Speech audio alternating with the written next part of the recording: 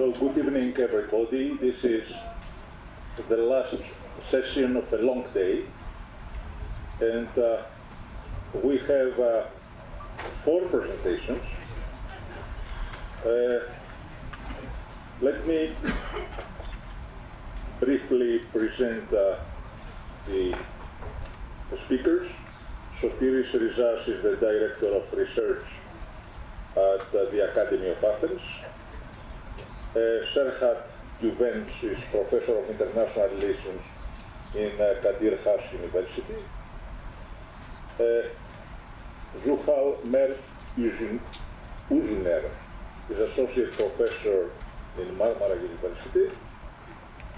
And last but not least, Panayiotis Ioakimidis, Professor Emeritus in the National and Kapodistrian University of Athens. So I'm going to start with Sotiris Rizas. I think because this is the last session and everybody is tired, so I'll be rather strict in terms of time limits. You are always strict. No, not always. So Sotiris, would you like to start with 10 minutes? 10 minutes. Thank you, Mr. Chairman. The Treaty of Lausanne was concluded at a time marked by strategic considerations and an equilibrium of power that was quite different from the one that emerged at the end of World War II.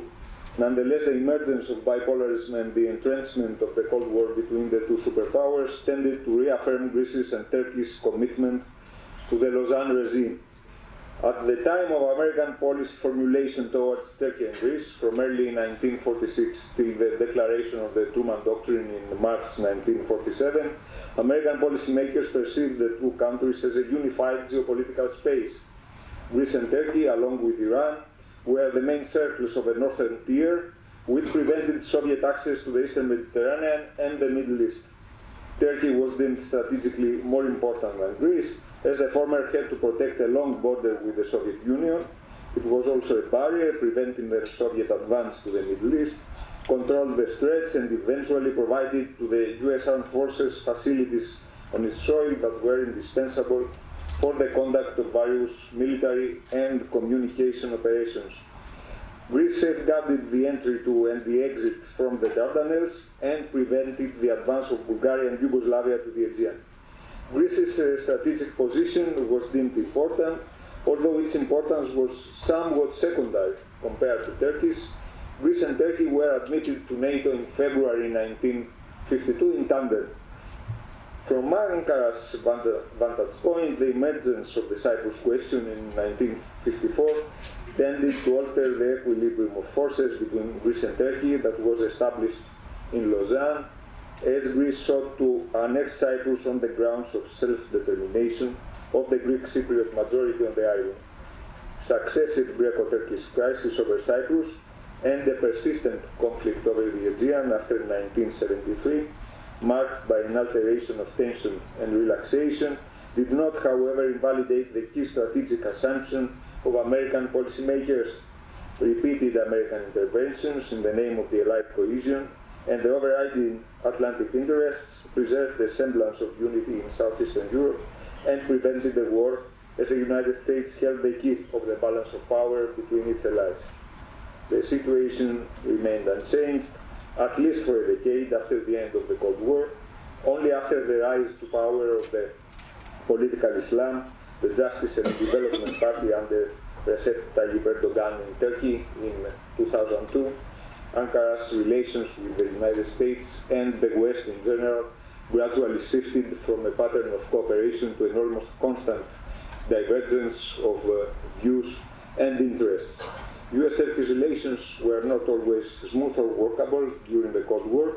Nonetheless, after the rise of the political Islam, the points of friction between Turkey and the West multiplied and the path of divergence was persistent. The realization after 2005 to 2007 that Turkey's European Union membership was not in the cards was a key factor in the lessening of Turkey's relations with the West. Other factors were ideological or security related. Ideology accounts for Erdogan's outbreak against Israel and his opposition to Israeli policy towards Hamas, as it also accounts for his support for the Muslim Brotherhood in Egypt. Security concerns explain Turkey's disapproval of the United States' support towards the Kurdish People's Protection Units in Syria, as Ankara saw in this development the potential of a new Kurdish entity that would destabilize Turkey's control over its eastern Kurdish provinces. Domestic political dynamics as well in Turkey after 2007 strengthened Erdogan's grip on power and marginalized the Kemalist establishment and the Gulenist Muslim current that influenced the administration, the police, and the judiciary. Authoritarianism was a key issue in the Western perception of Erdogan's rule, whereas Erdogan himself was suspicious of American intentions toward his regime, as his relations with the Obama administration deteriorated, especially after the failed coup of July 15, 2016. Last but not least, Ankara's rapprochement with Moscow created an unprecedented degree of suspicion between the Americans and the Turks. Erdogan's persistent policy cooperation with Russia is an aberration in Turkey's geopolitical thinking and goes well beyond the Turco-Soviet rapprochement of the late 1960s and the 1970s. US enhanced defense cooperation with Greece since 2017, 18, and 19 reflects this growing geopolitical divergence in the troubled triangle of Athens, Ankara, and Washington. US-Greek cooperation does not necessarily mark a departure from the US careful balancing tactics in the Greek-Turkish conflict that is going on since the 1970s. Washington adheres to the Lausanne regime, advised for an agreed resolution of Greek-Turkish differences in the Aegean, and reaffirmed its opposition to the use of force in the Aegean with Secretary Pompeo's letter of November 2020, which is in line with Secretary Kissinger's letter of April 1976. A strategic breakthrough, though, is discernible in the US renewed defense posture. The change in geography of American military facilities in Greece reflects the change in American strategy of the late 2010s, with the exception of the naval base in Suda Bay, which is still of cardinal importance as a staging. Okay, the change in geography of US military facilities in Greece reflects the change in American strategy of the late 2010s, with the exception of the naval base in Suda Bay, which is still of cardinal importance as a staging post of US naval operations in the Eastern Mediterranean. These facilities were gradually liquidated. The post-Cold War US interest has been transferred to central Greece, and most importantly, in the use of the port of Alexandroupolis for NATO purposes in East Central Europe. In Alexandroupolis is also maintained an important storage facility for liquefied natural gas. The building of this new network of US facilities in Greece is linked with the marked deterioration of US-Turkish relations after the failed coup of July 2016 in Turkey. The enhancement of US presence in Greece, in conjunction with the uncertainty in US-Turkish relations, may signify a discontinuity in the Cold War geopolitical and strategic pattern. This is partly due to the new strategic context. The US are not preoccupied with the possibility of a Russian advance to the Mediterranean, but with the enhancement of the defense capabilities of the new NATO allies that were Warsaw Pact members or Soviet republics. Still, this westward redeployment reflects the bad shape of US-Turkey relations that might weaken the overall Western posture in the Eastern Mediterranean and the Middle East if the US-Turkey relationship is not repaired.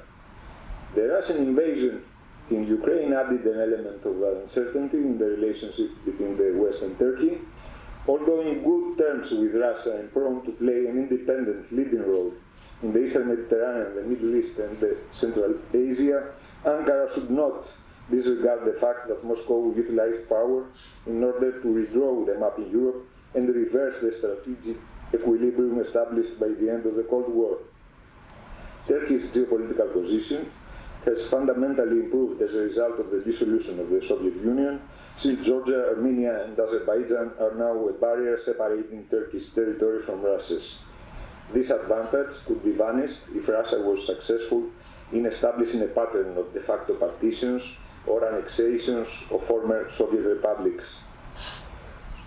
There are also other possibilities that could work to the advantage of the West. America remains central in the nexus of organizations that give shape to the international financial order. Turkey is undergoing a period of almost rampant inflation that conceivably would end with a stabilization program, which could be financed in the context of an IMF or another multilateral operation. It is obvious that Russia is not in a position to shore up Turkey's economy, and it is doubtful that Ankara would be willing or able to prompt a positive Chinese response to this effect. The West remains also indispensable in the field of armaments and modernization of Turkish armed forces.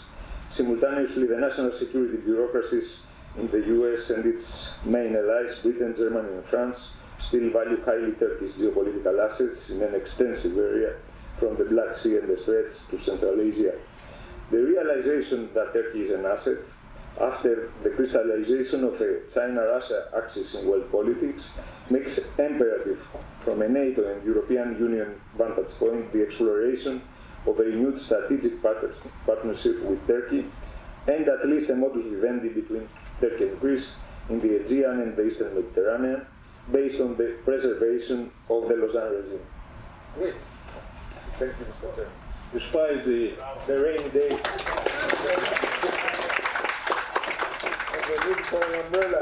despite the umbrella incident, I think you kept perfectly the 10 minutes limit.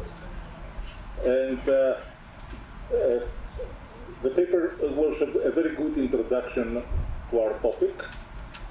And now something more specific. Serhat Güvenç is going to talk about perceptions of the Treaty of Lausanne in Turkey, an account of myths, misconceptions, and misrepresentations. You have the floor. Mike, thank you, Mr. Chair.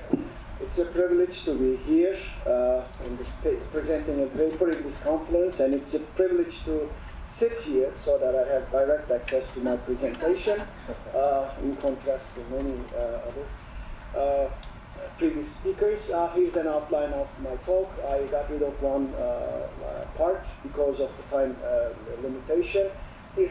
This is basically what I'm going to talk about. Misconceptions, myths, etc. The common misconception, and I'm hoping that my presentation will complement Professor Akhtar's very wonderful and vibrant presentation on the changing perception of Lausanne Treaty. One misconception, common misconception in Turkey is that the Treaty of Lausanne represents a title deed, something in the magnitude of a title deed, formalizing possession of a piece of territory. So it's called tapu for some. And the underlying assumption is that the treaty defined Turkey's borders as we know them. But that's a misconception because in reality the treaty confirmed pre-existing borders with very few exceptions. For instance, the oldest border arrangement Turkey has is the one with Iran, which was concluded 9 years before the Treaty of Westphalia. And that border has remained intact ever since. A district of Edirne, Karaağaç, is the only part of Turkey that was incorporated under the Treaty of Lausanne. And to my knowledge, there is probably we have one of the few monuments dedicated to Treaty of Lausanne in Karaağaç, and there is a bust of İsmet İnönü as the master diplomat who secured Turkey's acquisition of that part of territory.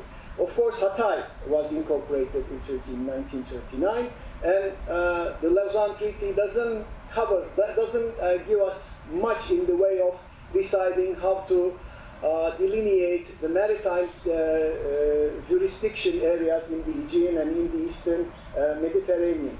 Nevertheless, it has to be granted that the Treaty of Lausanne is an ID card for Turkey, marking its recognition as a member of international society on equal footing with other sovereign territorial states. In other words, it marked that Turkey was admitted into the Westphalian order as a nation state, or a nation state in the works, in progress. The population exchange myth, I would call. Well, at the time, there was this strong belief that the boundaries of the state and nation had to fit, overlap seamlessly, perfectly, and therefore the compulsory exchange of population was seen as an inconvenience that could be overlooked for the sake of realpolitik, strategic, raison d'etat reasons, etc. So it was an exception, but for some it still stands as a precedent, which may be repeated in addressing long-standing disputes in other parts of the world.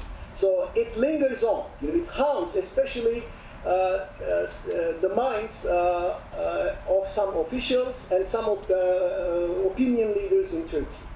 This population exchange. However, this is the third time I'm presenting on the centennial of the Treaty of Lausanne, and the previous one was in Istanbul, and it was on the centennial of population exchange. And I'm a third-generation population exchangee, by the way. And what we noticed during that two-day event, that a rather critical approach to the Treaty of Lausanne is emerging in Turkey. A more inquisitive, more critical approach, rather than accept it as a fact. Okay, so it happened, we moved on. Now, there are voices more critical of what happened in 1923 and 1924, and discussing alternatives to address the problem. So indeed, I define this, human security, state security nexus.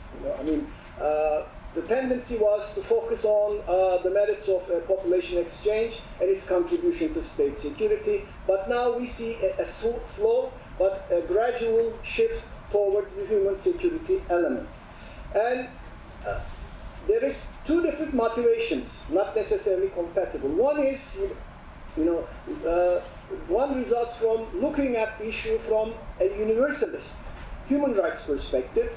The other one is a perspective of a pre-national conception of population as an element of building a political entity that will transcend the national boundaries. We should have left those people where they lived so that they would provide a geographical and a population basis for Turkey's at least expansion cognitively, if not territorially. Okay, so moving beyond the boundaries of the nation. The fourth, and this is a misrepresentation, the US connection or lack thereof. The United States was not a signatory to the Treaty of Lausanne. And this was, by some scholars, this was taken as a sign of enduring US ill will towards the new Turkey. The US, especially its Congress, never, ever was able to digest the fact that Turkey renewed itself, was able to cast itself in a new form to the exclusion of formation of independent Armenian and Kurdish states. And this interpretation, of course, overlooks the fact that the United States Congress refused to endorse the whole post-First World War settlement. Also, one unintended consequence of this US refusal to endorse the post-First World War arrangements was that the United States is not a party to the Montreux Convention, because it didn't sign the Treaty of Lausanne, to which there was this separate protocol on the Turkish Straits, and therefore United States is not legally a party. It's a political stakeholder, and therefore this kind of favors Turkey, strategically speaking, because this gives Turkey an excuse to resist US pressures to implement freedom of navigation principle through this narrow international waterway. And therefore, world's top maritime power denied itself a legal role in shaping and interpreting the legal regime of an international waterway.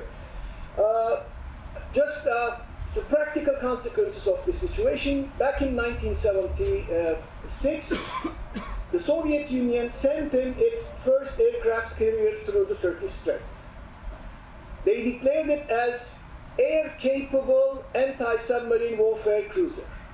But it was an aircraft carrier, the Kiev I'm talking about.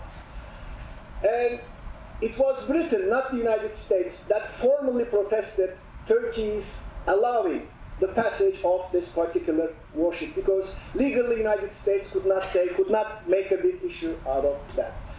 And the secret provisions, which were already covered by Professor Akhtar, another myth, and this myth, gained traction as the centennial approach. There was this growing belief in the existence of ultra-secret provisions of the Treaty of Lausanne, and they would expire in the centennial of the signing of the treaty, and in a way they would free up Turkey, especially in exercising its jurisdiction to explore and exploit natural resources. Part of those restrictions were about Turkey's ability to take advantage of the rich natural resources it was supposedly sitting on. And indeed, this saga has deeper roots and used to be attributed to the US influence over Turkey. It was leftist in origin and was appropriated later by the nationalist in Islamist segments of the society. I'm a victim of this saga because this idea was very popular in the 80s, and when I graduated from high school, I had two professions in mind: to be an fighter pilot or a mining engineer. And I studied mining engineering for 2 years, hoping that I would be able to, break that restrictions and help my country, increase its wealth. But nevertheless, it's a very durable saga. This also shows this obsession with natural resource-induced wealth as an idea in Turkey, and also reflects the pursuit of quick fix solutions to Turkey's long-standing economic problems. You have to bear in mind, Turkey is a member of the G20, but lately it was overtaken by both the Netherlands and Saudi Arabia. So its status as a member of G20 is questionable at best. Sadly, for its subscribers, it was the President's office which officially debunked the claims that there were secret provisions of the treaty which would expire in its centennial. And also this may be linked to the trauma of losing oil-rich parts of the empire to the British after the First World War, and partly explains probably Turkey's assertiveness in the Aegean and in the Eastern Mediterranean for maritime jurisdiction areas. Hence the popularity of the idea of Mavi Vatan, Blue Homeland. Conclusion. Well, we are witnessing a gradual erosion of the Westphalian order, which was based on territorial state, and there are corresponding signs of weakening in Turkey's commitment to the Westphalian order. Sporadic, not systematic, because Westphalian norms are meant to cater for the needs of a nation state. And the new political elite of Turkey tends to see, or would like to see, Turkey something more than a nation state. And therefore, those Westphalian norms do not serve the neo-Ottomanist or Islamist foreign policy thinking or agenda. This thinking needs to transcend the Westphalian boundaries. Therefore, in conclusion, ladies and gentlemen, Turkey's view of the Treaty of Lausanne might evolve in a different direction than in the past 100 years. Thank you.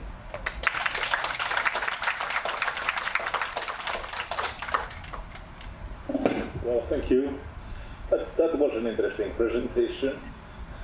Misperceptions is not only a Turkish phenomenon, it's not unique to Turkey, it's widely shared.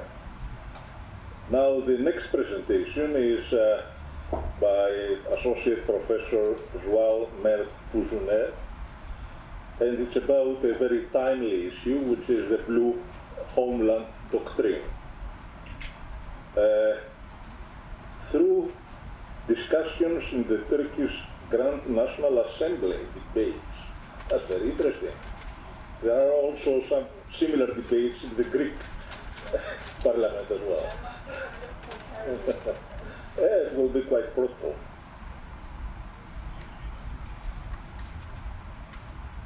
First of all, I want to thank all organizers to invite us. It's really an interesting panel. Today I want to talk about a little bit more contemporary topic, which is directly related with Lausanne Peace Treaty, because as you know that Lausanne Peace Treaty created contemporary borders in between all these let's say, the neighboring countries. Of course, since the morning we were talking about the probability of change in this agreement, what kind of challenges exist in front of this agreement is also in front of us. So this blue homeland doctrine seems as a kind of challenging actor, challenging, let's say, the factor in front of us. Why a blue homeland and these discussions are related with Lausanne is directly related with actually what we understand from Lausanne Peace Treaty. When we look at let's say the fathers of the blue homeland doctrine, we can understand it better maybe. Cem Gürdenis defines Lausanne Peace Treaty as very important success, victory for the blue homeland of Turkic world, because Turkey is the only Turkic country which has somehow the coast to the seas, open seas, so it's a very important opportunity for the future of the Turkic world. So this is a new perspective, maybe a little bit newer than the other aspects of blue homeland discussions, but it is so important to refer. And also this discussion is related with the probable changes in Lausanne Treaty, because after the Lausanne Agreement we know that the Turkey was still insisting on let's say having the control over the Bosphorus and let's say the Straits, not Bosphorus, the Turkish Straits, and it is very critical for Turkish considerations. And we know that after Montreux Agreement, it is somehow succeeded from Turkish aspect. So the seas are very important for the Turkish considerations. When you look at different writings in Turkish literature, it's so obvious. But how it is perceived in the Grand National Assembly is very important, because it may show the political considerations. Because when we look at the public polls about blue homeland concept, it is so obvious that ordinary people are not so much familiar to this concept, because when the researchers ask this concept to ordinary Turkish people, they are most of the time create a kind of connection with Cyprus question, but nobody knows so much in detail this concept. So what is the focus point of my research was the political considerations, because when we look at the Grand National Assembly, it has some important the rights and the authority to ratification of several, let's say, the maneuvers in Turkish foreign policy. And the latest one, I'm sure all we are familiar with that, this decision of the Casus Belli is somehow integrating assembly into foreign policy making process. That's why it could be interesting to see what kind of differences we can see inside the Turkish Grand National Assembly about this blue homeland doctrine, how these different parties, different political figures consider this concept differently. So that's why I try to cover the period by starting from the beginning of 2000s, and I brought my research until the end of 2022. Why that period? Because we know that it is somehow related with this finding the hydrocarbon resources in Eastern Mediterranean, and after that we see the rising discussions about East Med and the exclusive economic zone. So these became, let's say, the ordinary topic for the political discussions. That's why that was the frame of my research. I know we have so limited time, that's why I try to go directly to the point, but I need to refer a few points because they are important to understand, because when we look at the general discussions about blue homeland, the concept, it's most of the time considered as a part of Erdogan's foreign policy and Erdogan's preferences. How much it's right, what is the reaction of other parties, the much secular one, maybe it's much the opposition, let's say the figures, how they consider it, it's also interesting to see.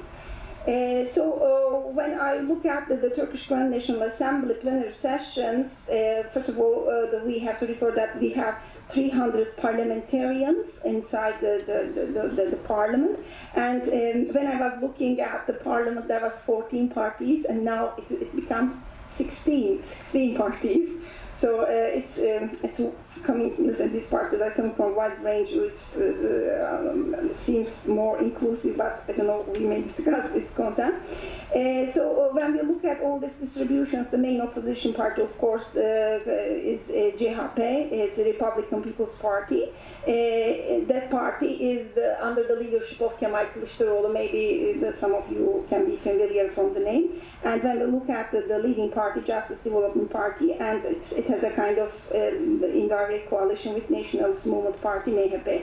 So when we look at the numbers, it is also speaking to us the turning points. First of all, the reactions in the Grand National Assembly is related with international events when there are so high tensions, so many discussions around them. Politicians have much more tended to discuss these issues inside the parliament. So when we look at the 27th parliament, the discussions are much more concentrated. 94 times we see this blue homeland term is used by parliamentarians, and the whole discussions in my research frame, we have 101. So as you can see, the concentration of these discussions is as a result of the rising confrontation or competition in Eastern Mediterranean. So when we go back from the very contemporary era to the previous eras, we can see in 24th term parliament there are references, but only 2 times this concept is used by parliamentarians. When we go back to 23rd term, we have 3 records. And then before that 27th term of the parliament, we have no record. That means the period in between 2002 and 2007. No reference exists to blue homeland concept. So when we look at the content, what they say, when we concentrate on the latest term, this 94 times, they are much more related with naval discussions, disagreements about sharing sovereignty and protection of Turkey's national interest, how much government is successful, how much they are not successful. These are much more in agenda. But when we go back a little bit, especially before 2011, we see more discussions about maritime security, maritime the interest, what must be the policy of Turkish Republic. These were much more in agenda. And when we compare the first and second decades of 2000s, again you can see the difference. In the first one, as a result of international atmosphere, because in the first half of the 2000s we see the Turkey has an EU perspective. So it's changing according to international the atmosphere. So the main topics are Cyprus, Libya, and we see the Kurdish issue as a part of discussion. Islamist group, Syria is a part of these discussions about blue homeland. So the critics coming from HDP, the Kurdish party, they are much more criticizing Erdogan by being more, let's say, militarized. And CHP, Republican People's Party, are criticizing the government policy about the blue homeland, not enough to defend Turkish interests. And by depending on Islamist activists, this is criticized. When you look at nationalist groups like E-Party, Good Party, they insist that the government is unsuccessful to protect Turkish interests in blue homeland. So we can reach out as a result. Turkish political considerations are related with the security and threat perceptions. According to international atmosphere, it's changing. It's much more related with also domestic and foreign policy, the relations, the Erdogan and anti-Erdogan political trends are influential about the perception of blue homeland doctrine. Thank you. In 10 minutes, this is what I can do. Thank you. Great. Very difficult. 10 minutes. I always wondered if it is correct to translate the blue homeland, the Mavi Vatan, in Greek as Galassia Patrida. Because, you know, Mavi is blue. Galassia is light blue. Probably this makes it more threatening for us. And now Panayiotis Ioakimidis, a professor emeritus at the University of Athens, writes regularly in the press. For me, the voice of Rizas. Well, thank you, Mr. Chairman. Ladies and gentlemen, I am not a historian, and so I'm not going to speak about the past 100 years of the Lausanne Treaty. I'm going to speak about the next 100 years of the Lausanne Treaty, or rather, to put it differently, how the Lausanne Treaty can peacefully survive for the next 100 years. And to survive, the basic precondition is to resolve the Greek-Turkish problems, the Greek-Turkish conundrum.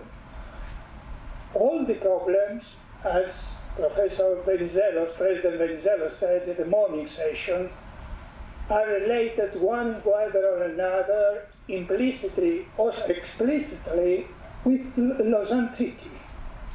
So, if we want to secure the survival of the treaty, we need to find a way to resolve the problems.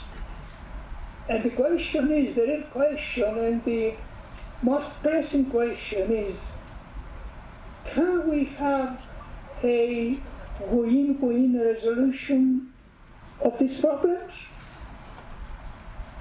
My answer is yes, we can, on certain conditions. And here I would refer to a quote by John Kennedy, who said that let us never negotiate out of fear, but let us never fear to negotiate. And I think this is very important.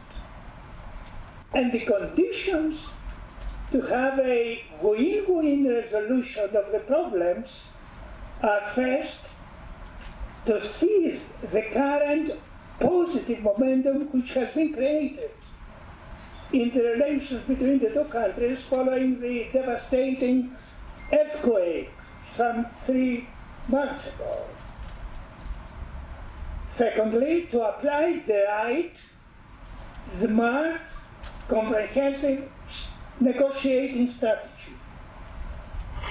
And third, to engage, to use the European Union in a creative way in the process of finding a solution to the problems. And I start with the assumption that both Greece and Turkey and their leadership, namely President Erdogan and the Greek leaders, are rational actors, are basically rational actors. They want to maximize their security and they want to maximize their welfare, notwithstanding some provocative positions of President Erdogan and Turkey in general. So I would structure my presentation, my brief presentation, around 5 questions in trying to answer the basic point, whether that is we can have a win-win settlement between Greece and Turkey. Question number 1. Are the conditions right now to launch a new effort for finding a solution? My answer is yes. The conditions are right. The conditions are right for just starting a new process, a new negotiating process for finding the solution. And these conditions can be summarized as follows. First, in 2 weeks' time, both countries will have newly elected governments, freshly legitimized, and to start a negotiating process, you need a strong government. You need strong governments with very, very strong legitimacy. And that will be the case once the Greek electoral process comes to an end in 2 weeks' time. Point number one, condition number one.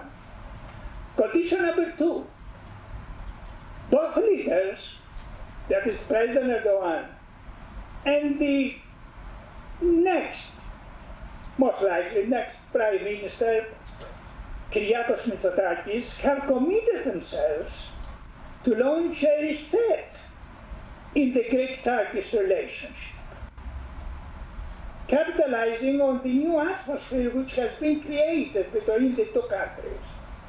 And that is quite important as a second condition. The third condition is, of course, the interest shown by countries like Germany, United States, NATO, and the European Union as a whole, I would say, for finding a solution as a precondition for integrating, or rather reintegrating, Turkey into the Western Alliance. And that's also very important. And of course, the new, I would say, geopolitical environment which has been created as a result of this barbaric, say, war, Russian war in Ukraine. So we have the right condition, we have the ingredients for launching a negotiating process. Question number two, the principles under which to conduct a negotiating process. I would somehow mention 3 basic principles, which can be drawn from the international law, but also from the 2 texts which have been agreed between Greece and Turkey over the past 50 years, namely the Bern Declaration of 1978 and the Madrid Declaration of 1977.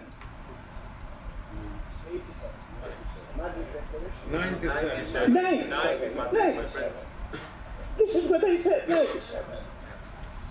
And from this text, some basic principles flow, namely that each country should respect in full the sovereignty and territorial integrity of the other side, and not call into question the validity of the relevant treaties, namely the Lausanne Treaty and the Paris Treaty.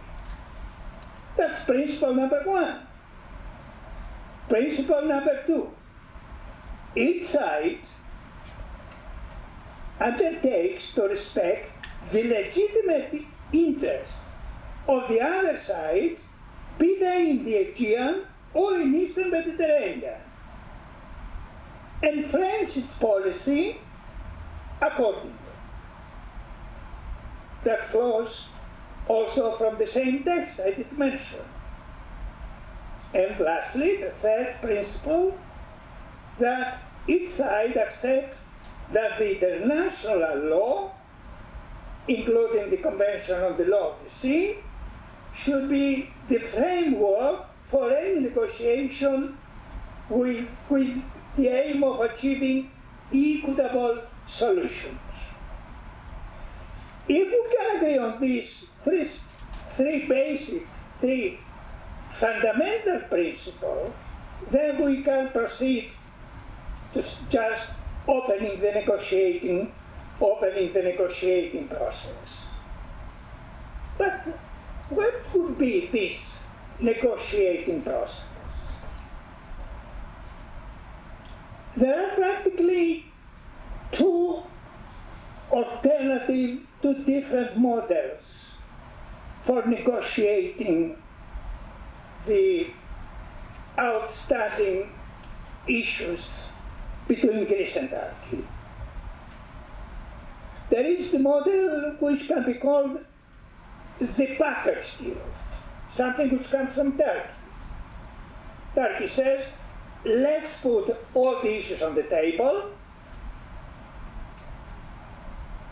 from, say, delimitation of maritime zones, to grey zones, to demilitarization of the islands, and negotiate on them, and failing to find solutions, refer the issues to the international justice.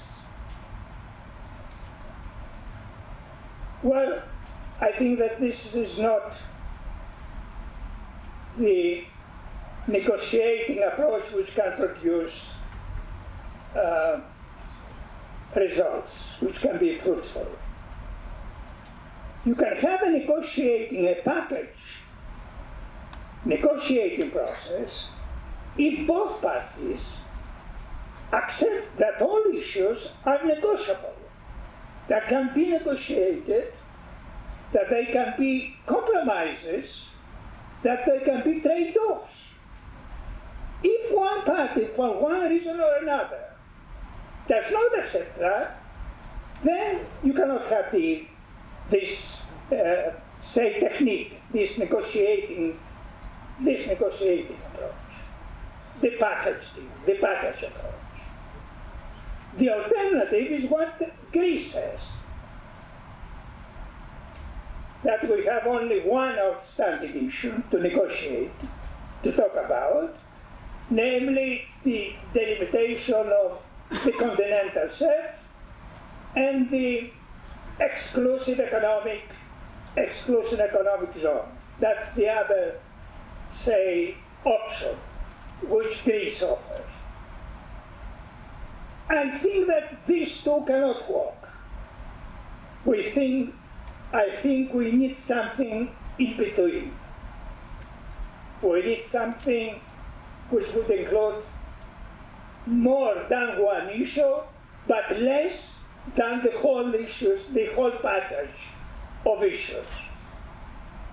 In other words, a negotiating strategy which would be a step-by-step strategy, an incremental strategy, which include the following agenda. And now I move to my fourth question, third question, the agenda. What is the best part? Making so. And the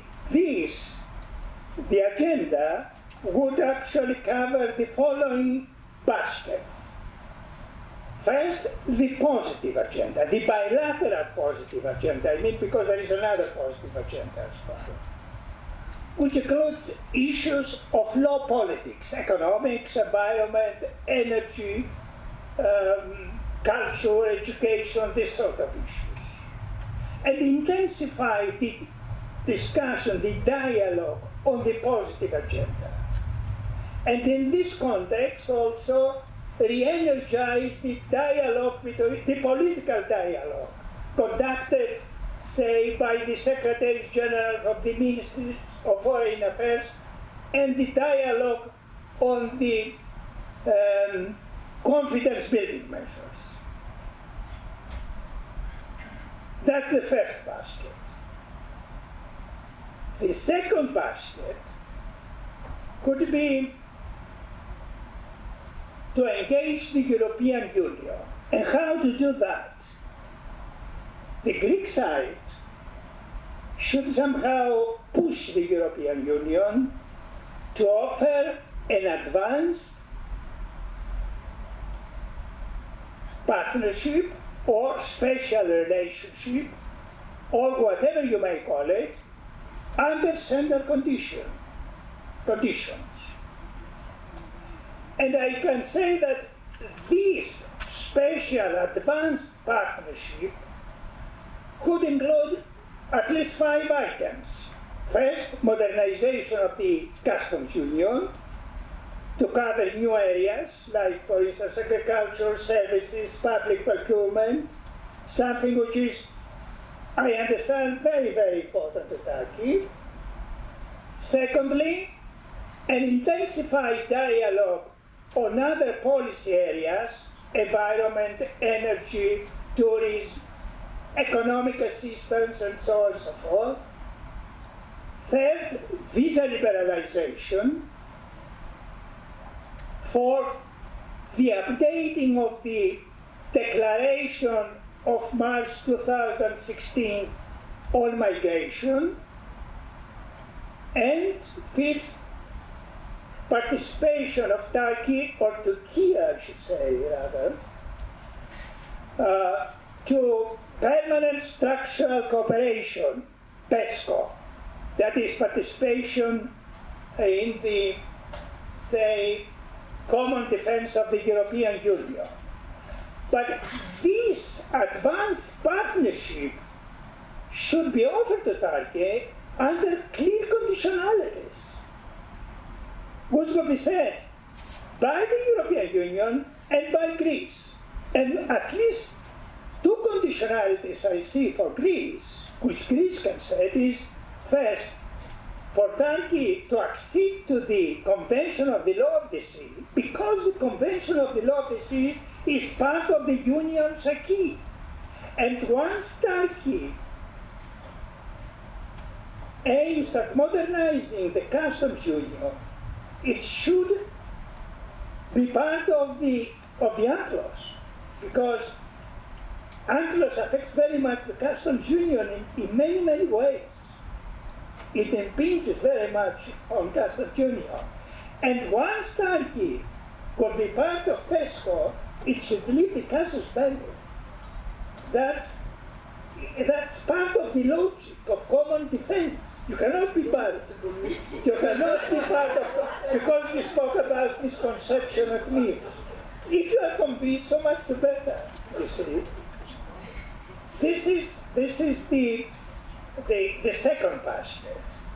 In other words, the creative, say, engagement of the European Union. We have done this in the past, and we can do it right now or in the future. And the third basket, of course, is to deal with the core issues. And I said that something more than only the continental shelf and the EEZ, and I mean that part of the negotiation or part of the, say, package which to be sent to the international justice should be also the breadth of the territorial waters. The territorial waters, the great Greek diplomat Virion Theodoropoulos used to tell me that is the key issue which needs to be resolved between the 2 countries if we want to unlock the much broader process for finding a modus vivendi and eventually arriving at a model of friendly, cooperative pattern of relationship. Thank you very much indeed.